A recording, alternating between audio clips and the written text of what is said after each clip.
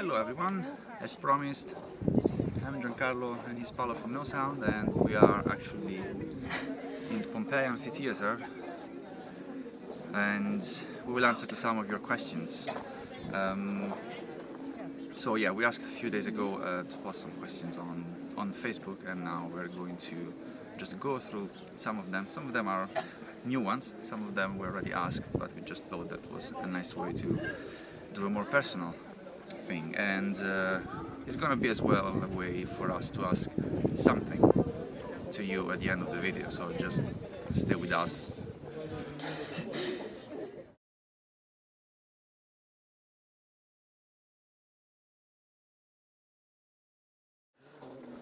Well, yes, we just released a few days ago the new 2017 Master of Sense of Loss, and it's been released for the first time on vinyl, including an instrumental CD with it. I don't know, what did we choose it? Well, first of all, we just have two of them that are not released on vinyl, so that was first of all is a practical question. And then I think also, probably it's the album that contains one of the songs that we always play. Yeah.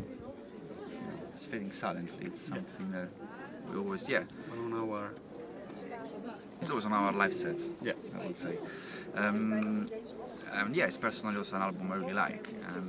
I always wanted to have a new master for that kind of music. I think it's probably the kind of music that is more similar to the music that you're doing now.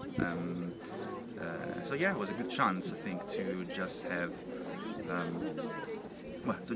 make sure that we have all our albums released on vinyl.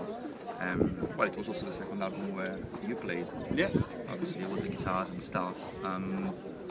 So yeah, and we just hope soon to do also the other one, but yeah, that's probably going to be a bit still some time. And it's also a nice way, I think, after making a new album like Scintilla, to just go back on the old material with some different,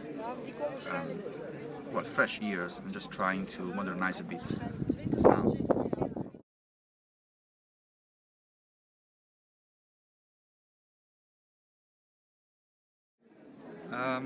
Yes, Sol 29 possibly will be the next one and the last one in the collection of NOSOUND vinyls.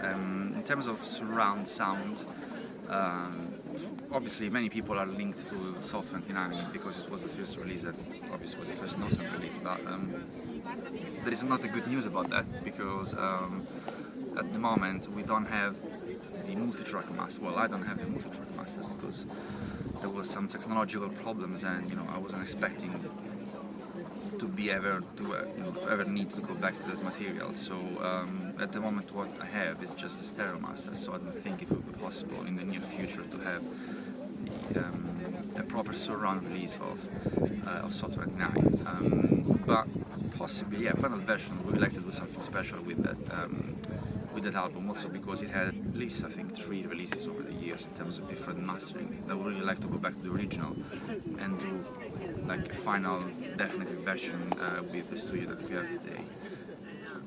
So yeah, also Memories of Machines is another question we receive, I think, quite a lot. Memories of Machines is a project I've done with Tim Bonus quite a few years ago now. Where most of NOSOUND played. You played Gigi, our world drummer, so yeah, everyone played as well there, so there's a good amount of NOSOUND in there.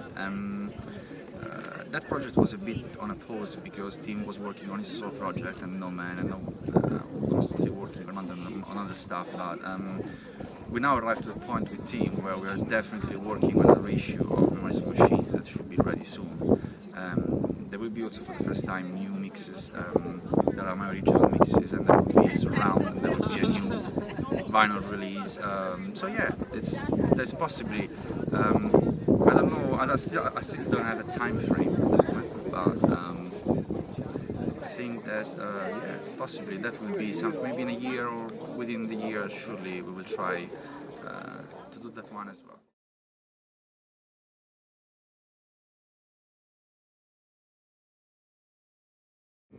I think it's probably Scintilla. I always tend to have my favorite track as the last track, and so as well as the title track. Yeah, I think that is my favorite one. It's not necessarily the most, I don't know, original, because it's just the classic kind of song I like. It's very simple. It's just a piano song. It's really, really very, very simple. And most of all, I really like the ending. Talking again about brass in section. I think that it is. It is a very melancholic album in a way. But I really like that. All that melancholy it is made to actually arrive at the end of the album. So it is like it's a necessary path or journey you have to take to then arrive at the end of the album. That instead is happy and is very uplifting. And so I really like that section is unexpected. That piano arpeggio at some point is major. It's rarity. So it's just strangely uplifting. I think it is more powerful. It is more powerful in its uplifting effect. Just because before of that it was so sometimes painful, sometimes just sad, or like Emily. So yeah, I think probably my favorite one is Scintilla because it's a very, very simple song, like singer-songwriter song basically. And with the final section it is unexpected. So yeah, I think the Scintilla is my favorite one. I think my favorite song from Scintilla is Emily. Because of the mood of the song and especially for the brass section that we recorded. It was the first time we recorded brass section, so it was a real challenge for us to do it, and I'm personally very proud of the result of this recording. Yeah, well, also because the brass section was recorded in your personal studio. Yeah. So that was actually it's I mean, Paolo have done a lot in terms of you've done all the brass sections basically. Because also the brass section of the last track you've done it as well. So they are all. I'm the only one that is not really the real musicians, but the others of the band, luckily they all are. So when there is something difficult to do, I always have good friends and musicians to work with, and in this case it was very interesting to do this brass section as it was indeed the first time. So yeah, I think I'm very proud of that, to be honest, and I really like Emily as well. To insert these instruments for the first time inside the NOSOUND way of composing,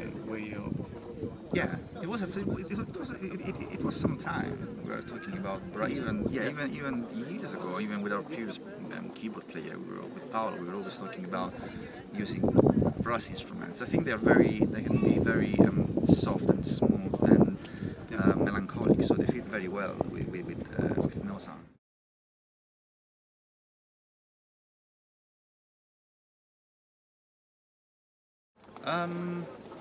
I don't know. To be honest, I don't remember what was the topic or why it was written. And probably because I don't like to really speak about what is behind the songs. I really like for people to just get their own meaning, and I just like to give the real meaning for myself. And that everyone, I think music should really just try to find their own stories. I think that is the key, particularly with NOSOUND. So I don't really remember. No, it's another way of composing music. Yeah, I think with Led Dark, it's like with some of the albums, Led Dark in particular, because some of that material was written during when we were playing actually the Soul 29 material. So it was one of these songs where we were rehearsing them, if I remember correctly, in the rehearsing studio, and I think that this is why it developed them in this kind of more long suite of several parts. So I think it was a kind of a natural process. I mean, the very simple melody as usual, the very simple melody and the verse and chorus were just written as usual, maybe just in a more classic way. But then all the rest was just improvised, and there were very long sections. I think that I remember specifically that I liked that kind of title because I really liked the concept of going exactly from the quiet in a way. And if you read the lyrics, it's probably more a kind of fake quiet, I would call it. I think, you know, it's like a quiet that it looks quiet on the surface, but it really, really is not. And then, you know, it develops in the noise, and that it is just the reality of how things are really going. I think that was like the metaphor Also because there are no terms in music, silence and noise. Yes, exactly, yeah. It's like the extreme ends of the spectrum in a way, you know, in the middle there is the sound and there's the music, but you know, the silence is one thing and the noise is the other. And it was also a time, I think, after Salt 29. I mean, Salt 29 obviously was just the first album, but in Lights Art we really tried exploring more this extreme dynamics that you know we just started developing with the following album. And I think that Silence and Noise, in particular when we started doing it live and arranging it for the live version, it was really like this massive explosion of sound, basically. And I think it was also the first time, I think about it, was also the first time where we started using this kind of more complicated harmonies with vocals, because it was just three voices singing, and it was kind of it was an interesting experiment for us, because we've never done it before, really. I mean, even Sort 29 was other than, but it was more simple. I mean, in this case it was more complicated to arrange the vocals. So yeah, I think possibly it was technically was the first time that we've done a song with all these things in it, technically speaking. Really hard to put together. Oh yeah. It was definitely in live. It was really at the start. It was really tough to just have it all in one piece, because you know it's not easy to make such long things organic. You know, having all the sections flowing one into the other. Yeah. And the vocals were quite tricky because they were all near in terms of interval. So I remember I was really challenged, but I know that this has, for some reason, is another song that is very often loved by the fans. So I don't know if probably we will just, hopefully we will do it again soon, I think. Yeah, it's possibly it's very long, so we always try to fit more songs instead of having one song that lasts for 16 minutes or something. But yeah, then in terms of meanings, that's the meaning that we meant, but I really always like if people try to find their own meanings in the songs.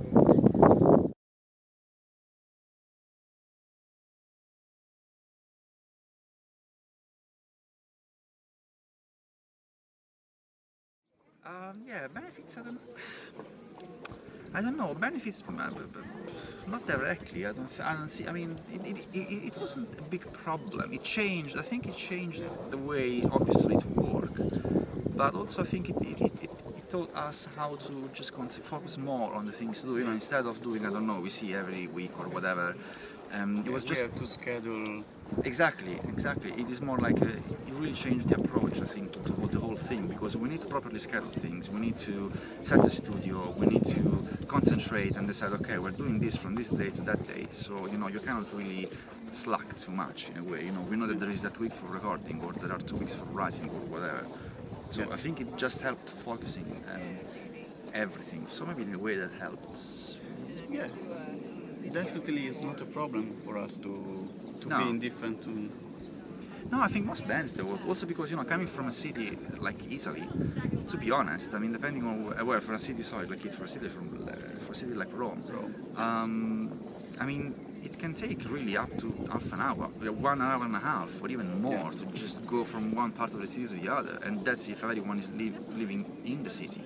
So actually, I don't know, for me, from London flying to Rome, it's almost the same thing, you know, we're not that far, and so yeah, that is just an example. I mean, we're here in Pompeii, and you know, it didn't really need too much planning or stuff. We're just here, and so probably, I don't know, well, personally it helped, I think, because obviously, you know, since I moved 7-8 years ago, I don't remember anymore. I mean, I was able, in Italy it wasn't possible for me to just work on the music, while since I moved to England, I'm working basically only with music, and so that definitely helped focusing more all the activity. You know, once NOSOUND started going well, I was able to really just do that, to concentrate on that stuff. So I think, I don't know, in a way it helped. It's possibly more not direct ways. We are all focused on our objectives. Yeah, exactly. If you have a new gig or something, you know, we just said, okay, this is the day where the couple of days we're going to rehearse. These are the tracks that we need to rehearse, and I would say that focusing helped a lot. And to be honest, I have to say that also, you know, the guys obviously helped, because maybe someone else would have said, well, you move to England and just do it on your own. But yeah, you were all, you know, available to say, okay, yeah, we'll be with you, you know, we will keep doing that. So yeah, I mean, it is also very much thanks to them that we are able to do this. And even for me, I mean, several people, you know, were telling, oh, why you don't, I don't know, you just get other people locally. And I always said, this is not the way this band works. I mean, the band works because there is a strong friendship link between all of us. And so for me, it was really important to just get everyone on track. And today with the internet, I mean, it's so easy to just send even gigabytes of material between each other, you know. So yeah, everyone has the studio. Everyone has, you know, you have your studio. Everyone has his own studio, so we can really. The last albums. Yeah, exactly. With the last album, basically everyone was doing stuff in their own studio, and then we were meeting all together to do some final stuff. So yeah, it was really, yeah, it was not that difficult, I think.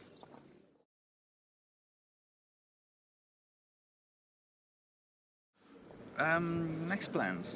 There's another question. There's always a bit. A lot of stuff. Well, yeah, lots of stuff. There's nothing really planned in terms of already written in stone, but we have new material, obviously. I mean, we have lots of material from Scintilla that we knew that was going to be on another album for several reasons.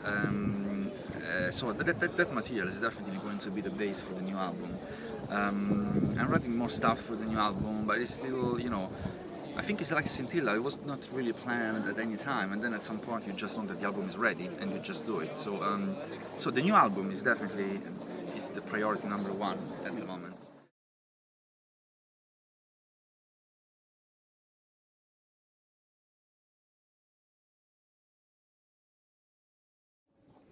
Right, I think this is probably the question we get asked more often, I think, on socials, Facebook and whatnot. I mean, when are you going to tour? Are you going to touring here? Are you going to tour there, or whatever? Well, this is something I always wanted to say online. I think I've probably said something like that a few times, but I think that we can use this interview to be a bit more clear about that, because I think that a lot of people think that we don't like touring, or we don't care touring, or I don't know, we like more to be in the studio or not, or there is not a real band. While it's quite the opposite. I mean, it is a real band. The old NOSOUND is a very real and true band. The answer for me will be yes. You know, you like every band, you like to tour everywhere. But I think that the main problem is like, what is the situation about touring at the moment, and I think that not many fans are really aware of that, and not many people really like to talk about that. But I don't know, the sad reality of it is that considering also the place where we are, I would say it is a small mafia. That's the true reality, I think. So it happened to us more than once to just being called for a festival or something, and then to be dropped out more or less last second, because I don't know, we were not in the roster of artists of the bigger acts, and obviously so the manager of the opening of the bigger acts wanted all the acts actually to play, so even the opening ones were their own ones, or equally often we just don't get the chance, because it's not the kind of music that is necessarily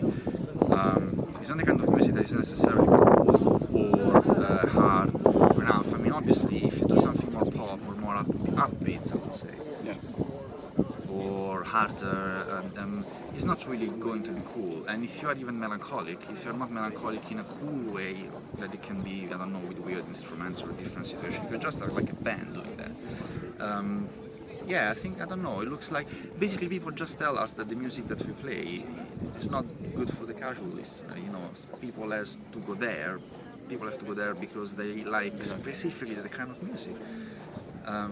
Very interesting, when we played in good festivals, we've done quite a few big festivals, but we always struggled to find doing a tour. But at the end of big festival, all people were just coming to us saying, "Oh, I've never heard of your music. It's fantastic. Why it's not playing on the radio? Why you're not touring? Why you're not doing it more?" Yeah, I mean the more direct answer I can give is that at the moment we really are missing a proper tour management and a proper booking agency that can help us in that way.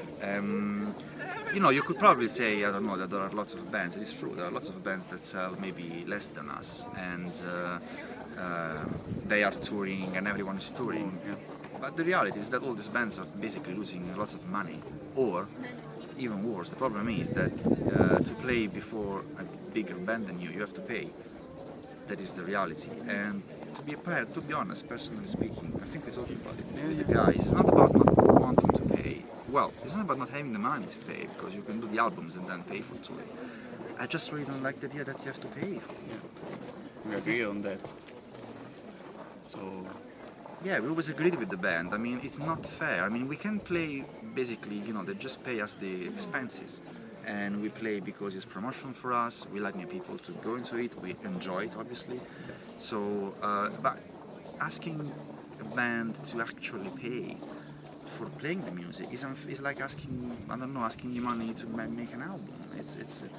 I'm not necessarily asking for money to make an album, but it's not how it works. Artists don't pay. theory, yes. Well, in theory, yes. Practically, you know, there are lots of cover bands, or there are lots of other bands that they do this, but we just didn't want to. So basically, what we need, and this is probably a good moment to say that. I mean, we said that online a few times, but if any of you guys have any suggestion or know good booking agencies or managers that actually want to, you know, they don't want the easy job, or, you know, not a heavy metal or pop or whatever band, but they really believe in this kind of music and they would like to help us building more like a more touring band with us, then yeah, we'll definitely like to do it. I mean, I don't know, just Yeah, this is crucial for our kind of music, to have a tour manager or a booking agency that believe in our music and can find the right spots, the right gigs, the right venues for our music. Yeah, I think there's also another big problem that we have. The kind of music we do, we don't necessarily need a huge, you know, we don't need a huge sound system or something, but we're not, I mean, this kind of music can't really be played, I don't know, in a small, noisy club, just because, I mean, it just gets lost. And we played a few of these situations, but it really felt kind of bad. And more than once, we were forced to choose only, I don't know, the quickest or the more heavy tracks, because we knew that the situation is saying you can't possibly play. Fit for the Exactly, you know, you can't play, I don't know, light dark. You can't play that kind of song, or scintilla, even less, because it's not the kind of, if the people don't know the music you're doing, and, you know, it's not about getting prepared or being just to listen to the music, but I don't know, if you play the music in a club, it is different than playing the music in a small theater, for example. And it is about, I mean, and I don't know, maybe it sounds that we are a bit difficult, or I don't know, but it is not really the thing. I mean, we will play almost for fun. I mean, we played several times, just as I said, as an expense cover, because we love to play. And to be honest, it's also a challenge. I think that as a band, we accept it very often that there is a challenge. So we would like to take the challenge, but we're still hoping, we're still looking for. We have a few contacts. So again, this is the official word we are saying. We are saying, if you can help us, then yes, we can promise that we will play everywhere you want, and, you know, we will just try to cover all the country that we can. So I think that's it. And well, thank you very much for joining us. And thank you. I think see you hopefully soon at your place. Yeah. See you.